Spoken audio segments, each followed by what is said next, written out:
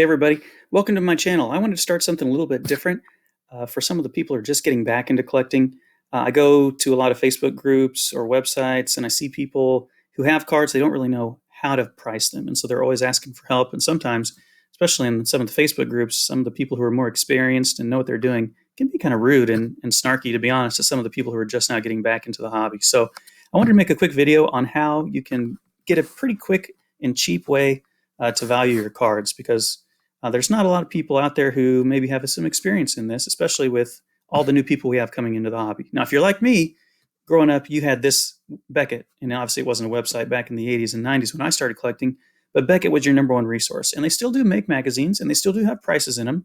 It can be a little bit overwhelming. You can find their magazines for about $10 in card shops, or I bet you could even subscribe to it here on this site.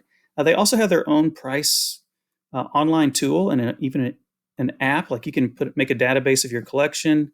You can subscribe to the app to have it on your phone. You can see the prices down here: $100 for a year, $11 a month. I don't know if everyone is going to be willing to do that. Like, it is okay. There's nothing wrong with it. Some people I hear criticize them because their prices maybe aren't as up to date as they used to be. You know, some of those prices that have been around for the 80s, they just have kind of stayed there. They haven't changed them or altered some of those prices and become a little outdated.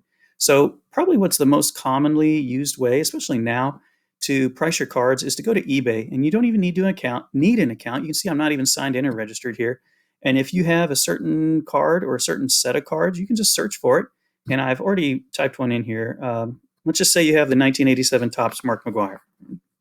There's going to be the documentary coming out in the summer about the 1998 home run chase with him and Griffey and Sosa and those guys. And so you could maybe say, hey, I want to sell my McGwire card. I heard this documentary is coming out. I want to try to cash in, right?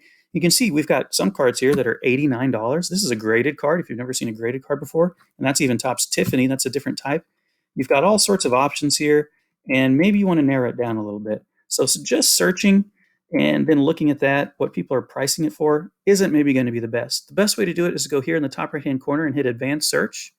And this advanced search, is going to let us narrow our filter a little bit. For example, we definitely want to click on sold listings, because sometimes people price things for ridiculous amounts. We want to see what people are actually willing to pay. And we can also exclude words. So I'm going to exclude PSA. That's probably the most popular grading card company right now. So this is going to take out some of those graded cards, because if you're like me and you're just getting back into the hobby, you probably don't have any graded cards if they're just sitting in a binder or sitting in a cardboard box or something. So whenever I hit the search bar there, you can see you can filter it by the ones that went for auction or ones that people just bought outright. You can change this to see recent first, or what price it went by, or the distance closest to you.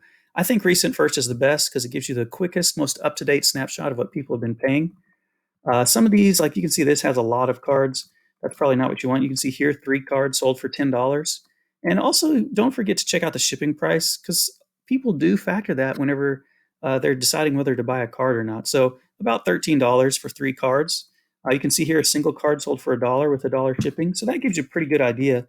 Maybe I don't want to try to sell my Mark McGwire 1987 card in raw condition for $10, right? If I'm trying to sell it at a garage sale, a flea market, I'm trying to sell it online on Facebook, right? I don't want to put a $20 price tag on this, because you can see this is a graded card as well. This is the Beckett Grading Company, so that got put in our results.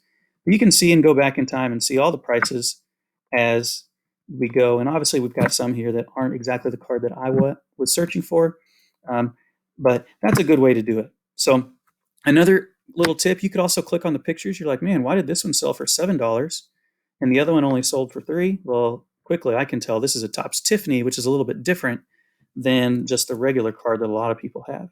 So you may want to check out the pictures and the scans, because sometimes if a corner is dinged up, or you can click on See Original Listing.